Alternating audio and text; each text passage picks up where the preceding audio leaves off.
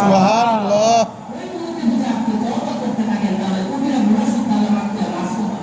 সুবহানাল্লাহ।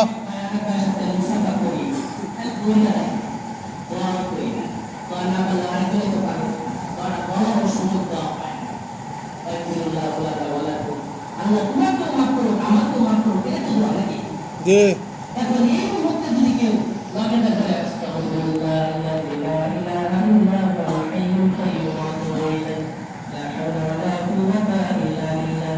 আল্লাহ নবী বলেন ওই বান্দার ওই মুহূর্তে তার জীবনের সমস্ত গুনাহ খাতা আল্লাহ রাব্বুল আলামিন মুসাফা করার কারণে মাফ করে দিবেন। সুবহানাল্লাহ। গুনাহ খাতা সব মাফ।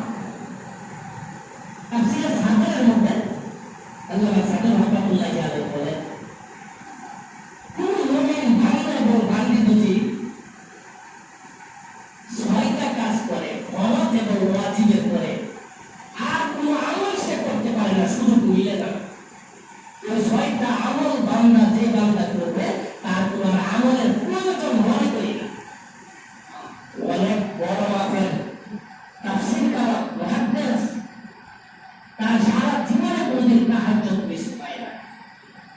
এত বড় মাফের আলে একদিনও তকবীরে উলা ছুটে নাই।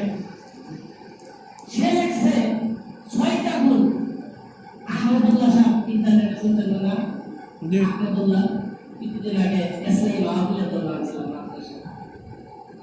উনিও এই কথাটা বলছেন, আগে থেকেই জানতেন, তারপরে উনি বলছেন খুব সুন্দর করে বলছেন। ৬টা প্লেয়ার দুই-তিনটা কথা শেষ হয়ে গেছে।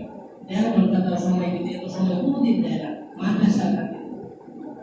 ৬টা গুণ কোনো বান্দা এবং বান্দি ফরজ নামাজের পর ওয়াজিবের পর, ওয়াজিব তো শুধু একটাই, তাই না?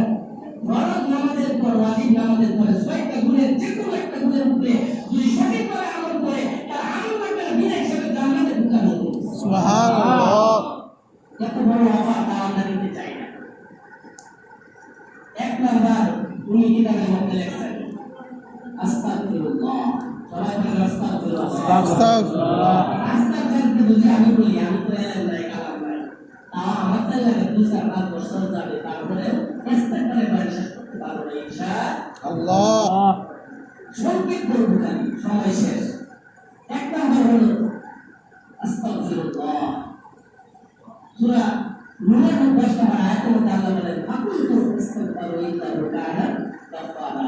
হে নবী আপনি বলে দিন যারা ইস্তেগফার বেশি বেশি করবে তার জীবনের সমস্ত গুনাহ আমি মাফ করে দিব। আমি এত বড় গাফুর, এত বড় ক্ষমাশীল নই।